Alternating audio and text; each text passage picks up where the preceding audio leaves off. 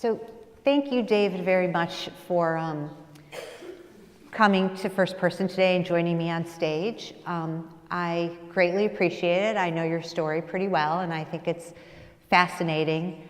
You were born in 1922 in Kozienice. Can you describe what your childhood was like, what your parents did? Well, should I start? Yes. Okay. I was born in a town called Kozienice in Polish. And in English means nothing happened to the goat. I knew it's a funny name. And my father had a shoe factory, and we sold the shoes all over Poland and even some to Germany, wholesale. We have about 25 to 30 people working in our factory steady all the time. I have 2 sisters and a brother.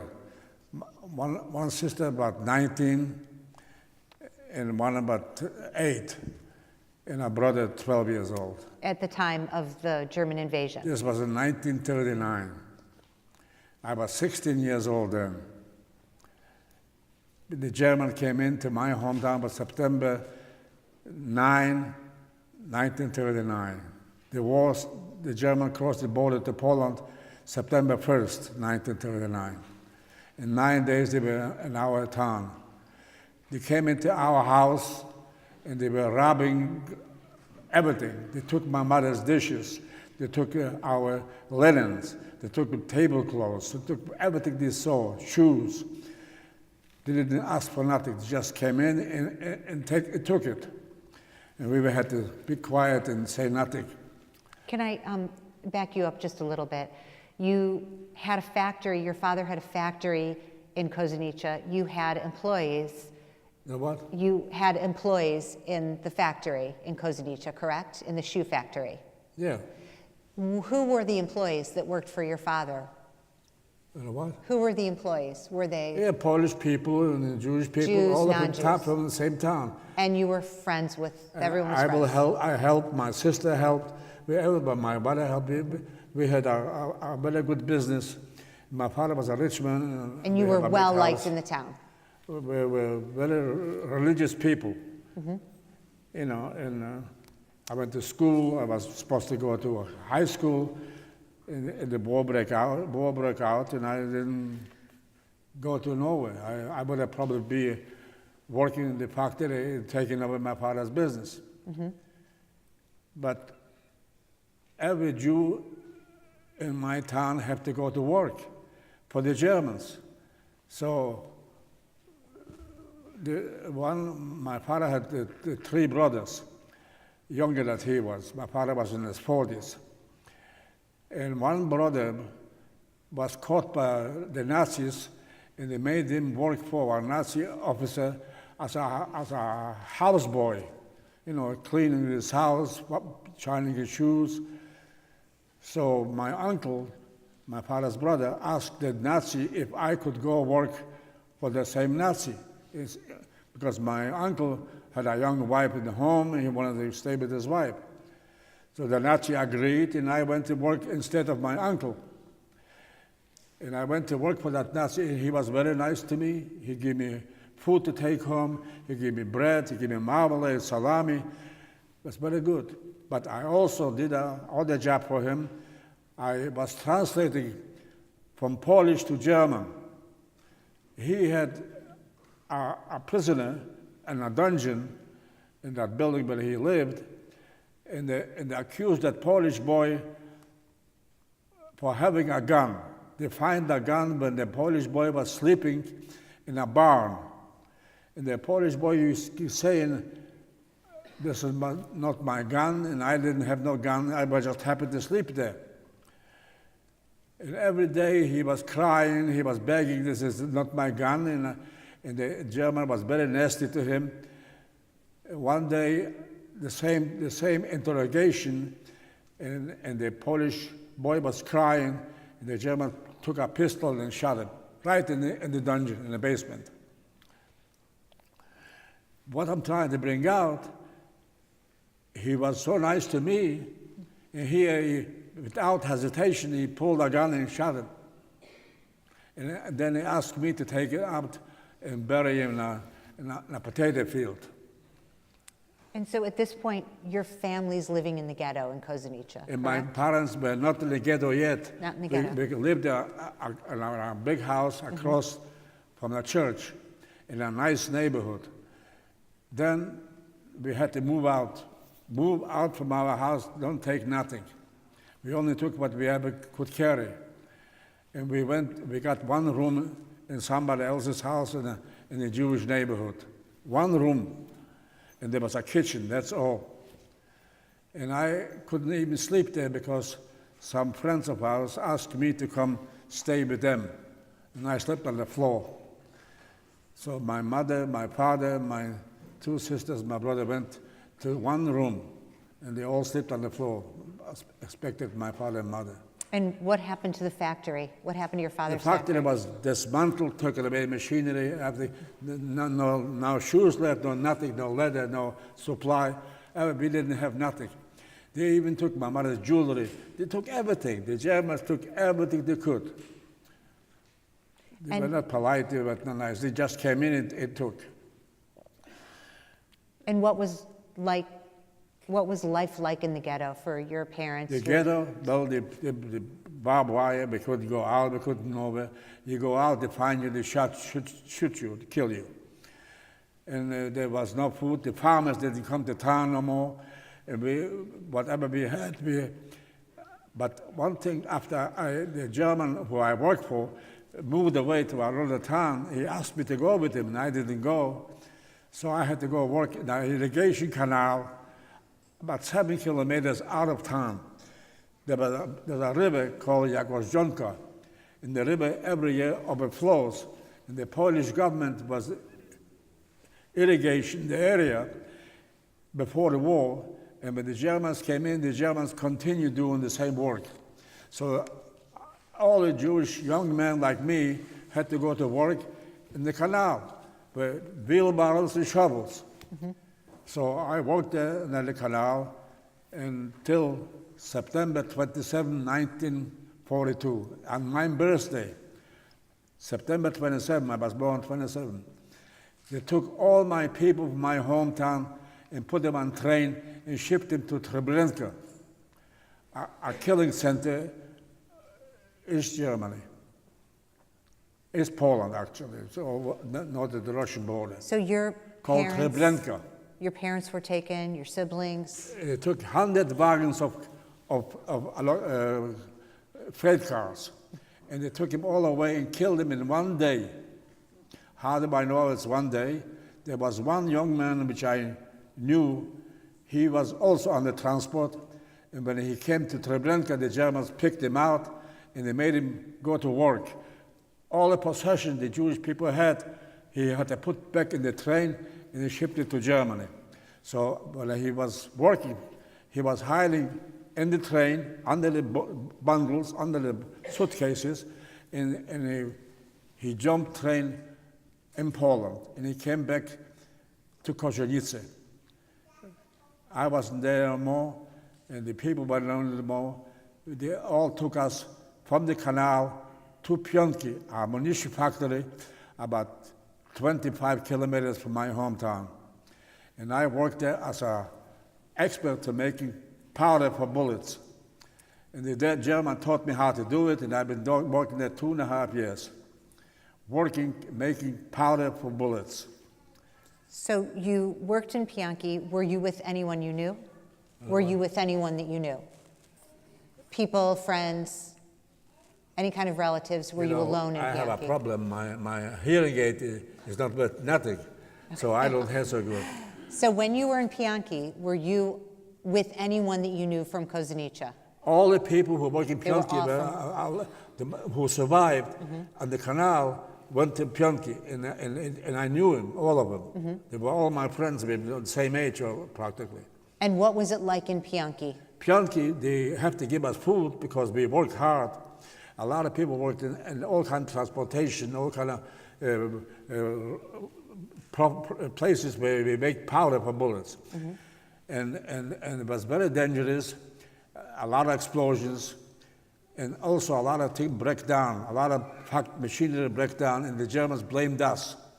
They say that we did sabotage, that we didn't know about sabotage, but the Germans actually told us that we did sabotage. We didn't do nothing like this. And they taught us how to make sabotage, actually. So we did. A lot of times we broke the machinery, we put in a rock, and the cotton, because powder for bullets is made out of cotton. And we mix it with chemicals, and if it goes through a machine, the machine breaks down.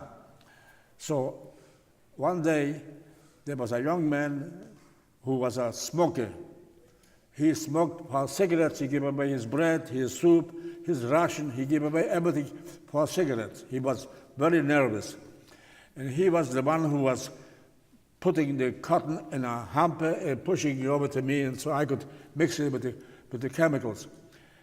He fell asleep, was at night, or something, the cigarettes fall in on the conveyor ignited. And the Germans came and were going to hang us. There were 3 guys. He prepared everything in the morning in a soccer field, and they were going to hang us on the gate.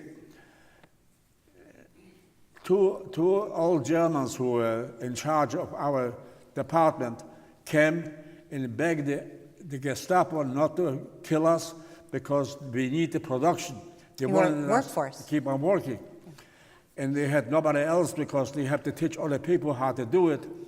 So they let us go. They didn't hang us. And it was strictly a business decision. The what? It was strictly a business decision. Well, that's the 2 old Germans, one from Poland to speak Polish and German, and the other one, they begged the Gestapo, they told us, we're not going to do it because we need the production and we're going to let you live.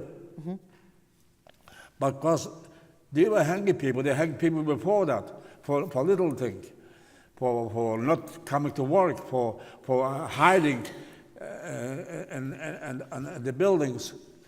You know, because a lot of times the Germans, we finish our work, they needed other people to work. They took us again to work 8 or more hours.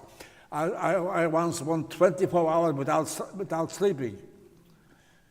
So you are working and you are told that you're going to die the next day. I thought I was going to die because everybody thought I was going to die. They didn't treat us right.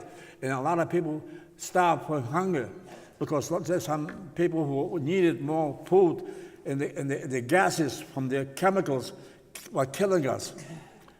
The clothing that we were wearing, the Germans finally brought us heavy-duty pants and jackets because if it put a drop on it, made a hole. Burned. Right. So let me ask you a question, because you sort of gloss over this.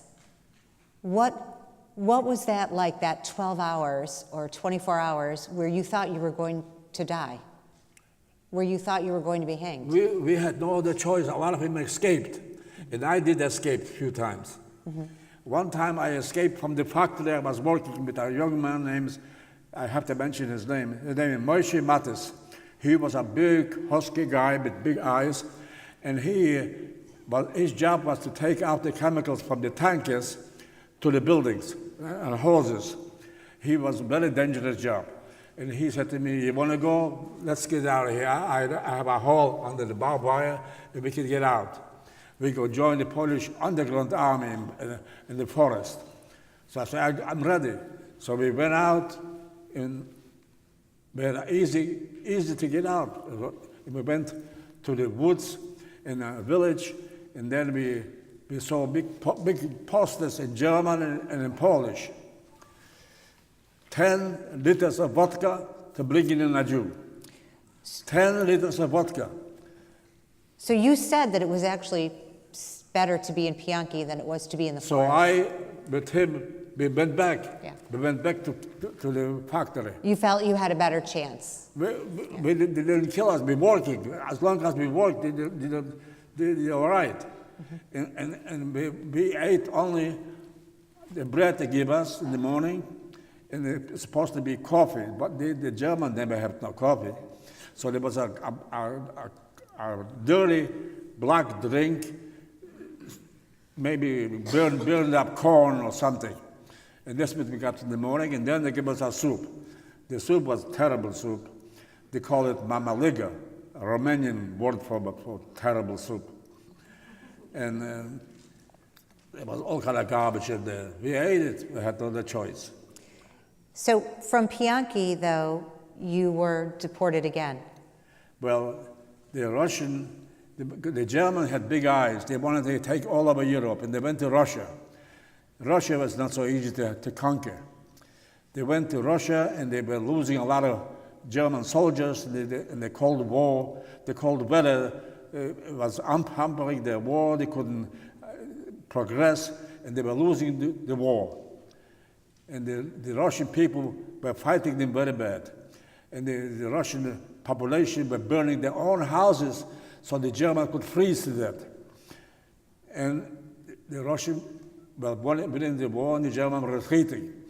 After the Germans were retreating, they took us out from Pianki, and everybody all have to evacuate and keep on going towards Germany. And they call it the Death March. We have to march from Poland to Germany and keep on going and going and going, and thousands of people die on the way. How did they die? When they couldn't walk no more, they couldn't eat, the cold weather was very bad, snow high.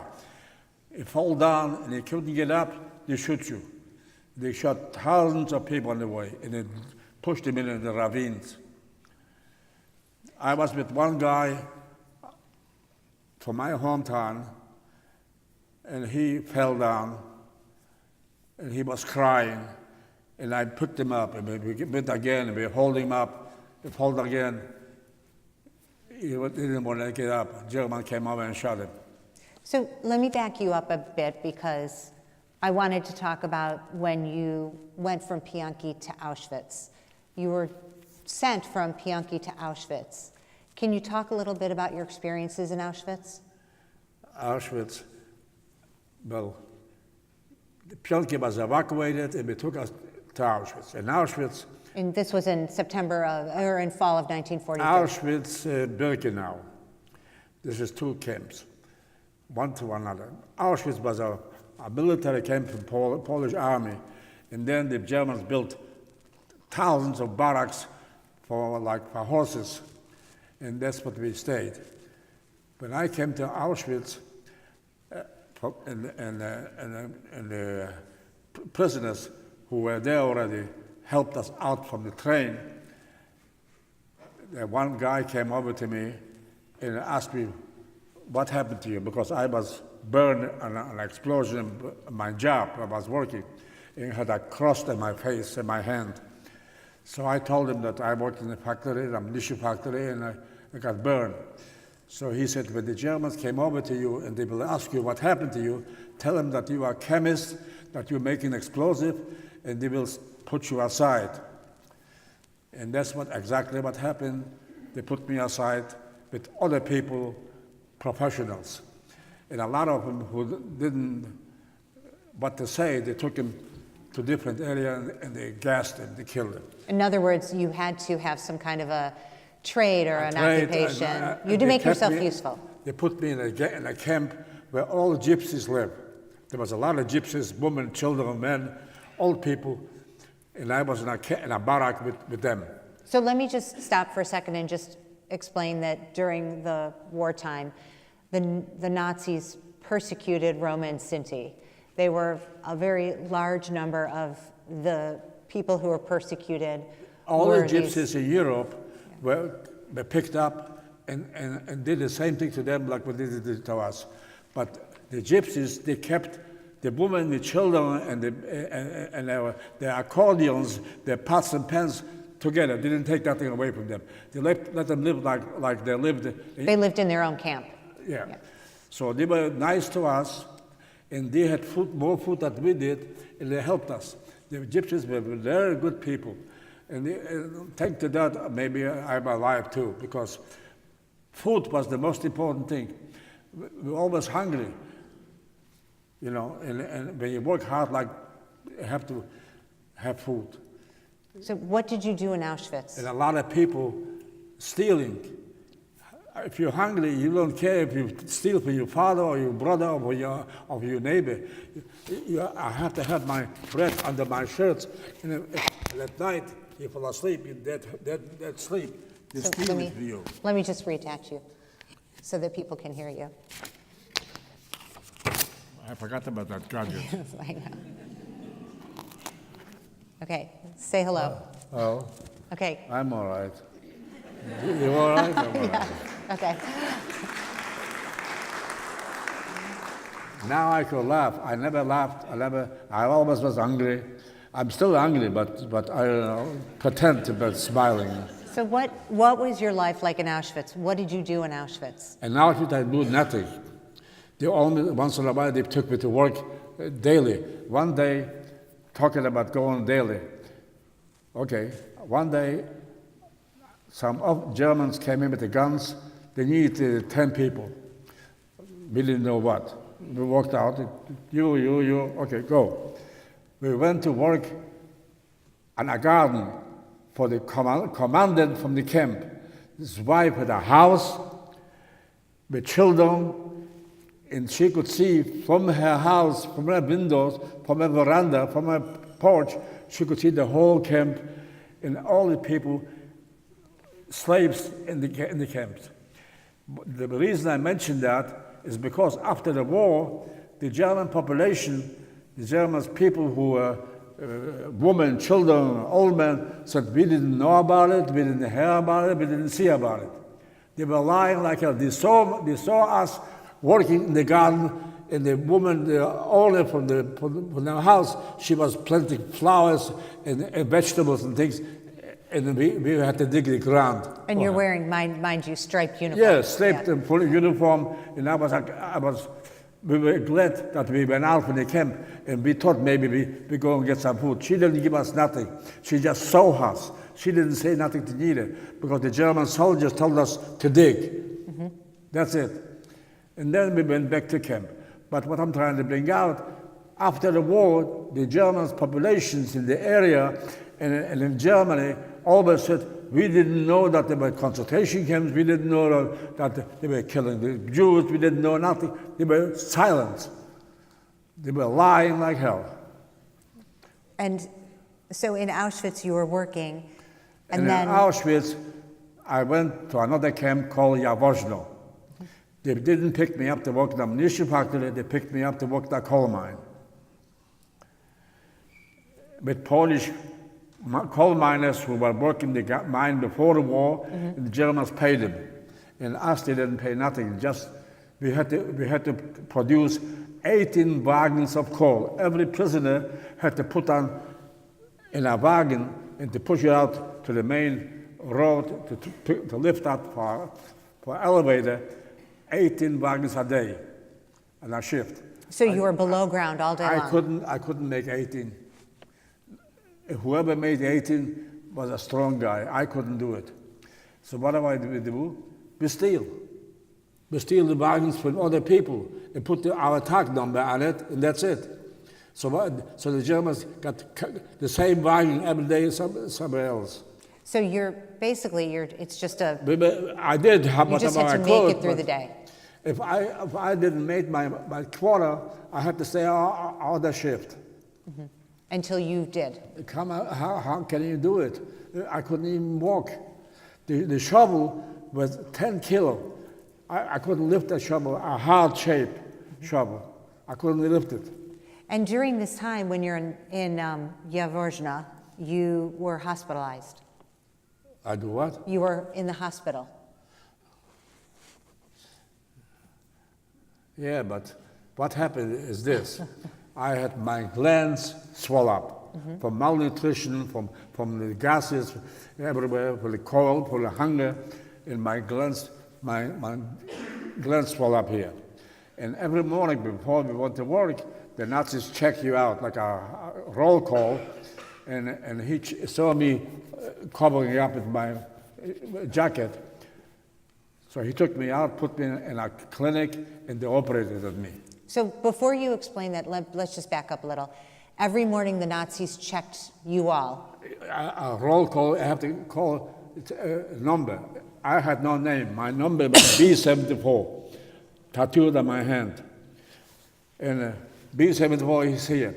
If someone was missing, they made an alarm. They figured maybe they escaped or maybe something. What if somebody was there but didn't look good? They were or ready to didn't look for healthy? him, and that's it. And what if somebody was ill? If they find him, they kill him. They didn't need him. They always get new people in. But were they only looking for people who were missing? Were they looking for? But they were missing. We didn't go to work. We wait an hour, and then we had to go to work. The Germans made us work 8, 10 hours. Doesn't matter. They didn't have no schedule. If we didn't finish, we had to stay longer a little bit. So you were taken to the infirmary, to the hospital. And then when the Germans were losing the war in Russia, they had to run away. So they took us and everybody else. They took all the machinery, everything they could transport to Germany. They took humans and everything else. And then they came to camp where we lived, where we stayed, to get extra help to dismantle the machinery and all the factory. Pionki was as big as Washington, D.C. There was factories and factories, all kinds of different factories.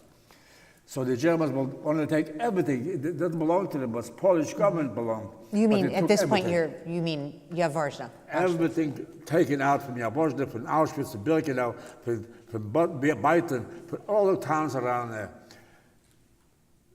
What happened? So, where was I? Well, you were talking about how I asked you about being in the hospital at Auschwitz, at Jaworzno. So I had an engineer, a German engineer who used to come and work with he was a very polite guy, a nice guy. Nice, he was nice. He was good morning. He was a young engineer. Something broke down, he fixed it. Was very nice. This guy came in our camp to get volunteers to dismantle the machinery. Mm-hmm. Guess what? Everybody was running to him, wanted to go with him. Because he was nice. Because he was a nice guy. We knew the other ones who come in, we were hiding. I was hiding under the bed, I was hiding in the forest. I didn't know where to go. But when he came in, everybody was running and wanted to go with him, kept their head up. Guess what he did? He pulled a pistol and shot in the crowd. The same good guy. What I'm trying to bring out, the whole world should know that they were not so good. They listened to one guy, his name is Hitler. They raised their hand to Hitler all the time. He was their God. And this is a power this man had, that the whole nation listened to him. And that's what happened. That's why they killed so many people in this world. So let me ask you, And a lot of people don't want me to talk about Germans, so I'm not going to talk about. Well, you have talked about Germans. Nice people now. Tomorrow they're not going to be nice. So let's just back up a little, because I explained that you were in the hospital, and it's, people were chosen often because they were not healthy, and they were usually killed, but were not killed. No, I was not killed because I was a looking healthy guy, and I talked a lot, and didn't quench, didn't complain about nothing. Right. So what to use? You had surgery. I had surgery, and they sewed me up, mm-hmm. and they put me in a room, clean, everything was nice, and then a guy who was a nurse. He was a Polish guy from my hometown.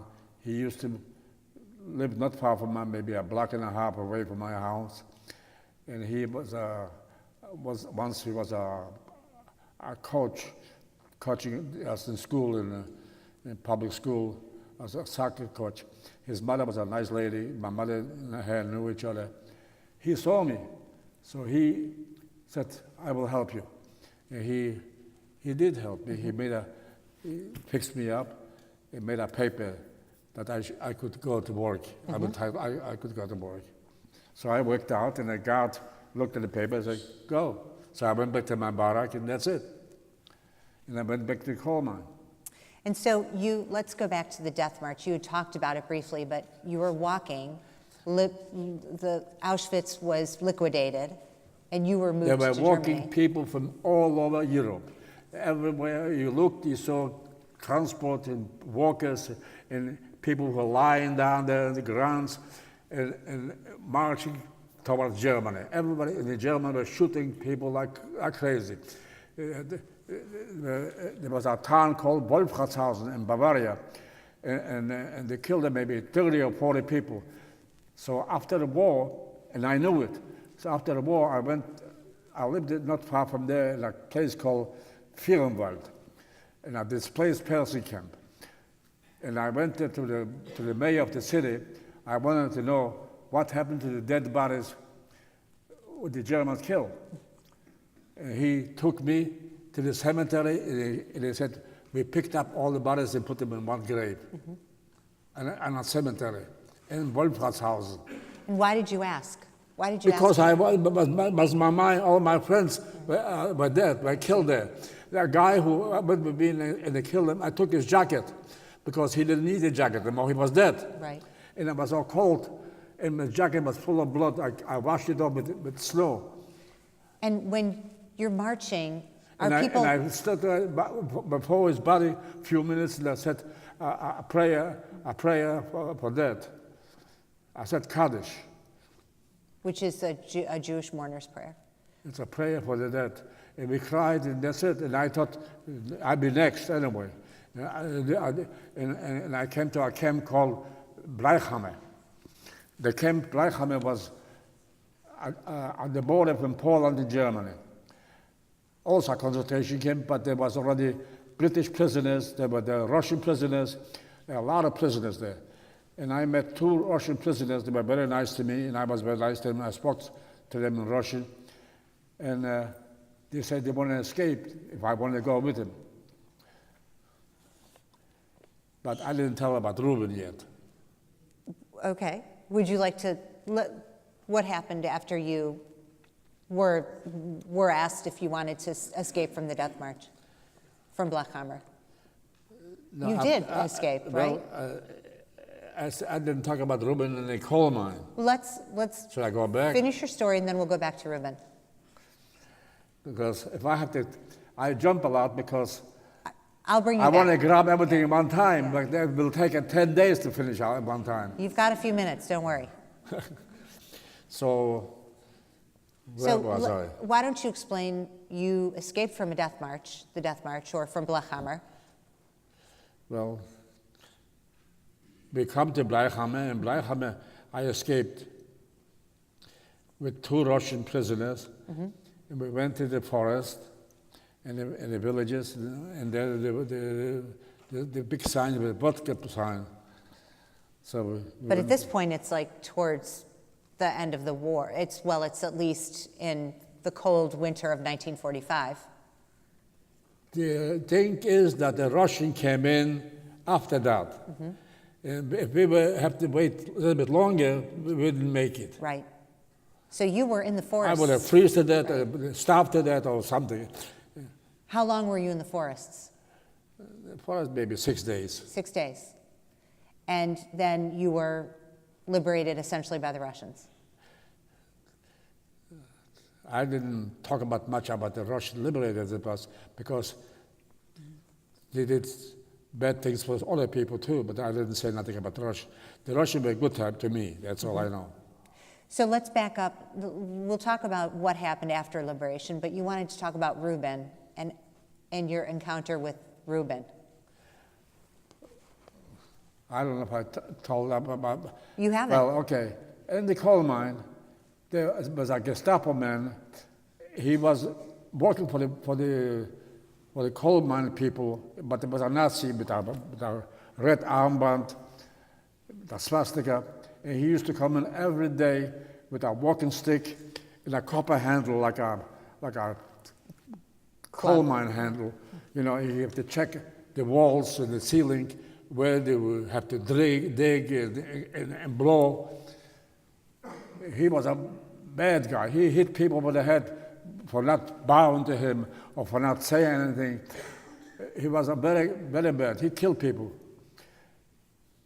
So before that, before he coming into the mine, the Polish miner who worked with us, he was the one who was drilling, and he's the one who put the dynamite in. He told us to be careful when the German came in to move away a little bit, not to stay near him. So that's what we did. But he put dynamite, and he blew up the walls and the ceiling, and the German got killed. That's it. When the German got killed, we all went alarm and screaming and yelling. The Germans came in and made the investigation, had to find out. They claimed that he was an accident. So what happened? Ruben came over to me and whispered in my ear. He said, "Am I crazy? I'm not crazy anymore, am I?" Why? Because Ruben used to pray, constantly walking around and pray, and we called him that he's crazy. A religious young man, he was praying all the time. He was reciting the psalm. All the time, every time you looked at him, you heard him mumbling. So everybody called him, he's crazy. But he believed in God, he was very religious. So we gave him the credit, we said, God helped him because of Ruben. Right. Okay, I find Ruben after the war. I'll tell you in a minute. We escaped, me and two Russians. Ruben wanted to go. I told him we're going to leave. I said, go. He complained about the leg. He couldn't walk. He was a sharpening or some bullet or something, was almost bleeding here. So he couldn't walk anymore. We worked out under the barbed wire. The Russians said, we have to leave him. We put him in an empty house where the Germans were gone. There was nobody there. There was a barn and everything else, but we put him in there to stay here. And me and the two Russians left to the forest. And that's it, I forgot about Ruben. I survived the war, I came home, I went to Poland, I didn't like to stay there, I went back to Germany, I went to a DP camp. From the DP camp, I went to Panama, to South America. I couldn't come to the United States, I couldn't go anywhere else, I didn't want to live in Europe, so I had a chance to go to Panama, and I went to Panama. I stayed in Panama until 1948. In 1948, I met a Jewish guy in an area called David, the capital of Cherokee, in an Indian area where all Indians live. I was living there and making letters for the Indians, and I was a happy guy. I washed the river, I lived in a shack, I was happy. So what happened? This Jewish guy, a German Jew, and David told me, what are you doing here? You crazy? A white guy from Poland, a Jewish guy, you're going to live with Indians, you go Jewish Indians you're going to have. He was joking. He said, why don't you go to Israel? Israel are becoming independent. It was 1948. So how can I go? I have no money, I have nothing. He said, I'll arrange for you. He told me to join a ship in Panama, the Panama City. He said, the ship is going to be there, a date, will have a date, I don't remember exactly what it was. And he said, you will know, the ship is called Vasiliades Raf. Vasiliades Raf, I'll never forget the name. A Greek ship with supply from the United States going to Israel. And you could join that ship. And I did, and I went to Israel and was the army. And guess who I find? Ruben. I came to Haifa, I got off the ship, and I was sent to an absorption center called Teletvinsky. I come there, and I go looking, and I see a guy sitting there in a tent, a lot of tents. And there's Ruben, little beard. He recognized me, I didn't recognize him. And he's went to Israel too, and he lived in Jerusalem and became a teacher. He got married, and he's probably still alive. So you just did 3 years in like 5 minutes. So I'm just going to back up a little because I wanted you to talk about when you were liberated, you went back to Kozienice. How did you get back to Kozienice? I just went by train. You Trains, just went walked, by train. Train, walked. Where did you stay Every at night? time I got that train in Europe, I put on my hand. I'm going home, I said. So we have to get free train everywhere I went. I went even to Moscow with a Russian woman, a Russian soldier. Were you afraid that there was still anti-Semitism and? I wasn't afraid. I knew. I could smell him. I would live in Poland and in Germany or any other Europe place if they give me $1 million every month. But you did go back to I look went for back family. because I wanted to find out. I wanted to see my friends who I went to school with, the Polish. I wanted to see the guy who saw my mother on a train going to Treblinka. And she waved to him and said, don't forget to talk to Dubče. They called me in Polish Dubče. David from Dubče. And I had a friend named Felek Kozub was his name.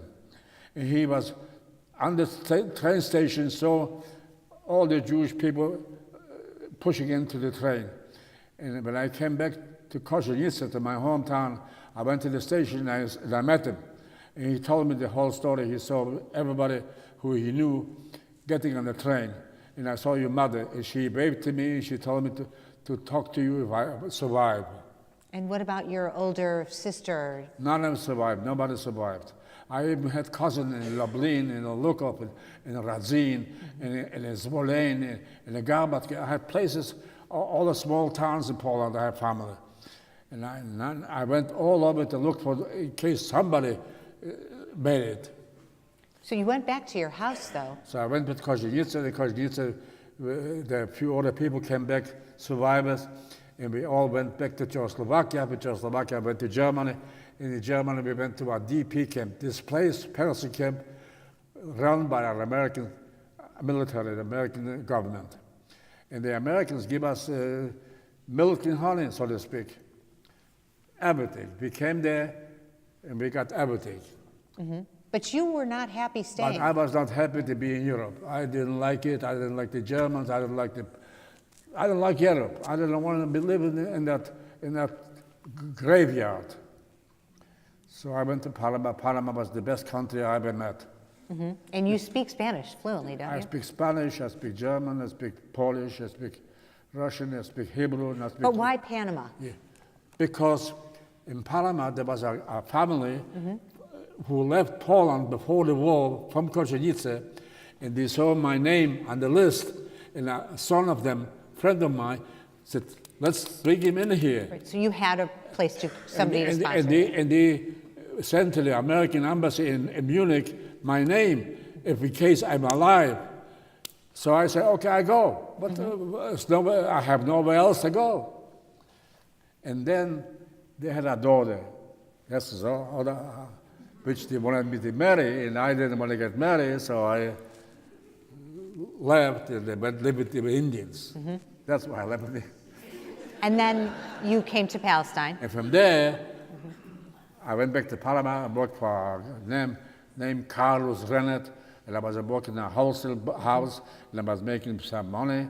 And then I met a girl from the American embassy who arranged for me to go to the United States.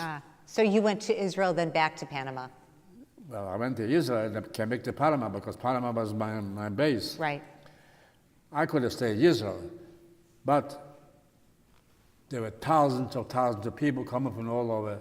There was nowhere to sleep. There was nowhere to eat. There was no jobs.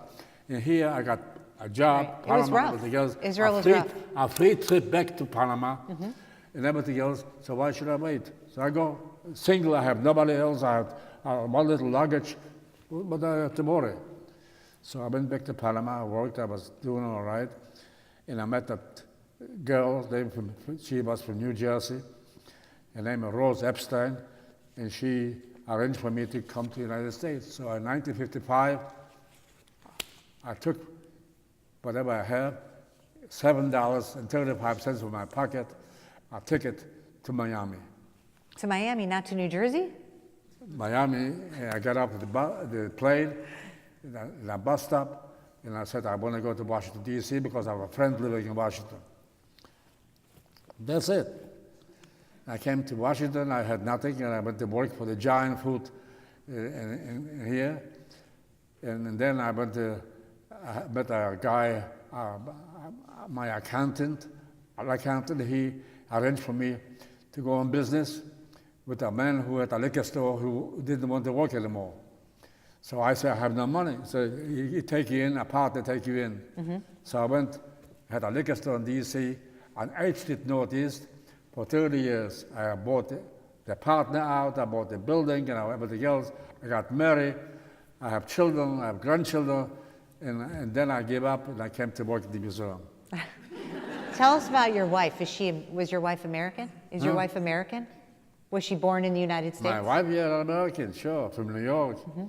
She's an American, and she speaks Yiddish and speaks English, and I have a daughter lives in Annapolis, and our son lives in Florida, and you've grandchildren, great-grandchildren? I have 2 grandchildren, 1 great-grandchild, 4 years old, talks so much every day, calls me up. And so let's stop here for a moment, take some questions from the audience. Is that okay? There's millions of questions. If I will have to answer all the questions, but you have to be here a long time. Well, don't worry, I'll cut it off when it gets to be too much. How did I feel? How this? How that? They believe in God. They still believe in God. I don't know. Let's I'm do alive, this. That's all. Let's let them ask the questions. I know. Does anyone have a question for David?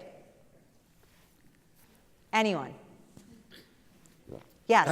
You have to repeat it to me because I will. I'll repeat it. Hang on. I have to go to see a hearing aid doctor. Oh, could you do me a favor? Could you actually stand up and come to the mic to ask the question so that everyone can hear you? Thank you. All right. Hang on. And even though you're using a mic, speak a little louder. Okay. I've heard other speakers before who have survived the Holocaust, and they've always been men. Were there any women that have survived or written any books? I've never heard a woman speaker before. Oh, yes. So that's a question for me, I'm sorry. Yes, we have actually there are lots of women who survived. And it's interesting because I always say that the women, in many cases, women, especially women who were German and Austrian refugees, they basically often would tell their husbands, we gotta go, we can't stay here. And if their husbands, my occurrence is that their husbands were often like, I have a business, I have a life here. But those women packed those husbands and got them out of Europe. And I always think they're a little bit, they're strong. They're very strong. And we have many who volunteer here. Another question?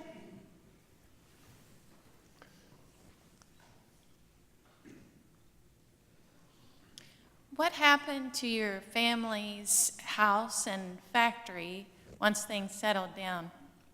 What happened to your family's house and factory? What? What happened to your family's house and factory after the Germans entered Kozienice?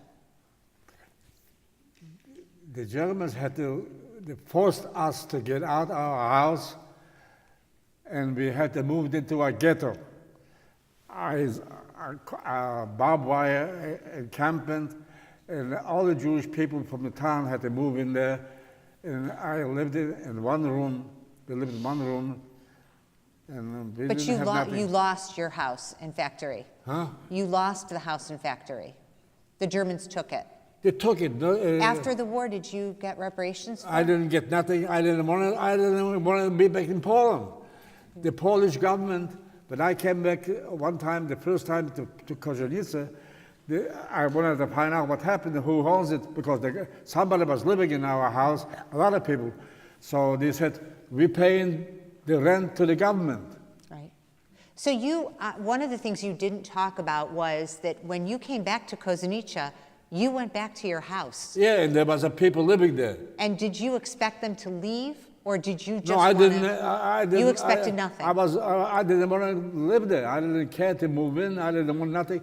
There was nothing mine anymore in that house. All our furniture, everything was gone. Everything was taken. What did they expect that you wanted? No, I didn't say nothing. I didn't want it. You didn't. I wouldn't. If they give it to me, what am I going to do with it? But one thing happened. I went to see a supervisor who used to work for my father in the factory, a Polish man who my father built his house. He bought him his house. Actually, he paid for it, he paid back. His name was Leon Dralewski. I went to see him. And there was a big table, but we had a moving out table, a big one. Your furniture. In his house. Yes. So he asked me if I want it. So I said, I don't want it. He said, somebody wants to buy it, he says. He said, sell it, give me the money. So they did. He sold it. Okay. He gave me some money. I didn't have the money. Does anyone have any questions? And then how did I make some money? I didn't tell that this story. From Kozienice, I went back to Germany. From Germany, I went to DP camp. It still didn't have that money. In the America displaced gave us persons camp, everything, right. but we didn't have. I needed money. So what happened? I went to black market. Black market means cigarettes, items, coffee, things like this. The Germans don't have any. And I was Right. buying and selling and made some money. Bartering, right. That's all. And I went to Paris, lived in Paris 3 months, spent everything, Yes. How did you escape from the death march? That just seems like such a critical and terrifying moment. Like, what was your movement, or what did it look like? Did you hear the question? How did you escape from the death march? It seemed like a terrifying moment. You see, when everybody was walking, no stopping, cold, everything else, everybody had his own problems. The Germans had the same problem that we had. We had cold, they had cold too. So the march was not like an organized soldier march. Everybody was walking half fast, slow, falling down, getting up. It was chaotic. So a lot of times we checked, the Germans didn't see us. Mm-hmm. And we come in Bleihammer, we were all barbed wires. And the Germans didn't go checking every hole in the ground, every barbed wire broken. So the 2 Russian soldiers saw the barbed wire moved, and then the ground was soft with snow, maybe animals, maybe dogs or something came there. So they shoved it away, we moved in. I was skinny like a spindle. I couldn't go over anywhere. So we all went out to that hall, and nobody saw it. A lot of people couldn't even do that. Mm-hmm. It was very... They didn't even have the strength, you mean? No strength, nothing. We were lying. When they told us to lie down, everybody was lying in the snow to relax. Mm-hmm. So, I just also want to point out, it's the winter of 1945. We walked hundreds of miles. Right. And, the Germans are getting tired. The Nazis are getting tired. No and food, they're no losing. nothing. So I think it was really a point of chaos, although people were shot when they walked away from the death march. That was very common. So, some people took a chance because they thought, this is our chance. We have no other chance. So, any other questions? Yes. You mentioned that you have always believed in God and you still do, but tell me how God met you in the midst of all that evil. Do you understand the question? I didn't hear you. How did God meet you in the midst of all this evil? How did what? How did God meet you? Meet you. Like, in other words, how did God come to you? God? Mm-hmm. God came to me with Reuben, the one who I believed him now, that he believed God and God maybe helped. Why should I deny him? I don't know if it's true or not. Might as well believe. It doesn't cost me nothing. So I believe. So what? So David, before you clap, we have a tradition at First Person to let the speaker have a last word. So David. My mother used to say, to promise and to love doesn't cost nothing. So do you have a last words that you want to? A last word? Yeah. I never have no last word. Is there anything you'd like to say? I'm going to talk till I die. And I'm 95 years old. And everybody asked me how old I said, to 120. The Jewish people, every time they wish somebody something, you should live to 120. Is there anything else you want to say? What? Are you good?